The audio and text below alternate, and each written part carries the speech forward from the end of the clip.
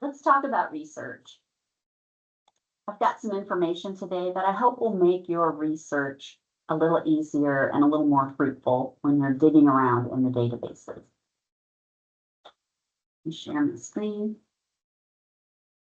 When you go to the library's research guide, you'll first see this page where we have many quick links here. So things for people who are pre-service teachers, lesson planning and children's books, all about the Butler Studio if you need that, how to get help whenever you get stuck.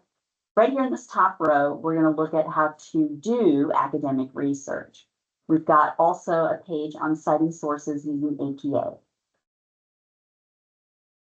When I click on that link, the first tutorial here, the second box, is about developing your topic. You can save yourself a lot of frustration by working through this tutorial to develop a decent topic. So first you have an idea, and then you refine that idea to make it narrow enough that you can use it as a research topic. You're not writing a book, right? You're writing a paper. So you need a topic that's fairly focused. Once you have a focused topic, it's a lot easier then to identify the main concepts. What are the main things that you'll be looking for information on? And then from there, this is the most important part. What other words mean the same thing as your key ideas? So you have to think about how might authors describe those ideas. We don't all use the exact same vocabulary. So for instance, high schoolers, that's my population that I'm interested in with this topic, but not everyone's going to call them high schoolers. Some people say teenagers. Some people say adolescents, secondary. So you need to think about what other terms might I need to use while I'm searching. Then I'm going to jump down to this next tutorial.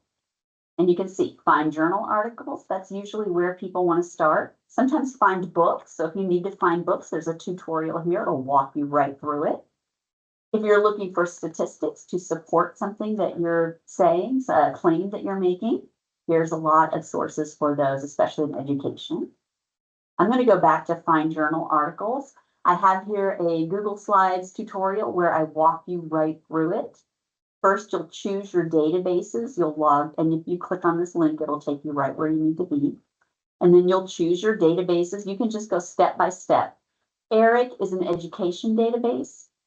PsycInfo is a psychology database. And Academic Search Premier is a big general database. If you start with those three, for most people, that's a great place to start. You'll find more than enough information. Once you've chosen those, you need to think about all those keywords that I had up here. So I took these keywords and I organized them into search boxes. If it means the same thing, I put it on the same line. So start time or schedule, high school or teen or secondary. And I put them together with an or. I don't care if the author says this or that. But what I did between them is use and. I want all three. I don't want articles just about high school students or just about benefits, whatever that means. I want all three. So I'm going to go and. I also used a few little technical things here. You can see this asterisk. So like for the word teen, it's going to find all forms that start with teen. Teenagers, teenager, teenage, teens, okay. Here I'm looking for a phrase. I don't just want mental anywhere and health anywhere. I want mental health. So here in this search, I'm looking for information about school start times and kids getting more sleep, right? Because I looked at later start times. So if kids get more sleep and they have better mental health, do they then have higher academic achievement? We'll see.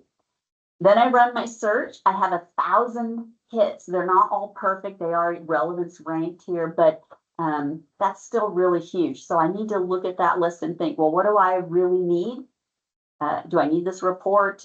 Do I need these videos? Or am I looking for peer-reviewed or academic articles, right? Peer-reviewed. Most of the time you're looking for peer-reviewed academic articles. So I would check that box. I would look at the publication date. Do I just want the last 5 years, say, since COVID? Probably. So I would move this little slider, or I would just change the date there and hit refresh. That's going to give me fewer results because I'm only going to be looking back a few years rather than back to the 80s. And then here, I'm going to click academic journals as well. There are many other filters in there, like filtering for language, if you're getting a lot of foreign language materials and so on. So look down through here, what else can I do to help make this more manageable? Then I'm going to look at an article. I'm going to pick a few that look good just based on the title. And I can see here's the abstract. So now I can read the abstract and decide, is it really good, or did it just kind of look good because it had a few of the right words in the title? I can start making decisions about what I want to keep and what I want to use.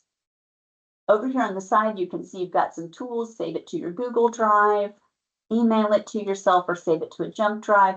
There's a citation feature where you can just click on it and it already has your citation formatted, so it's very handy.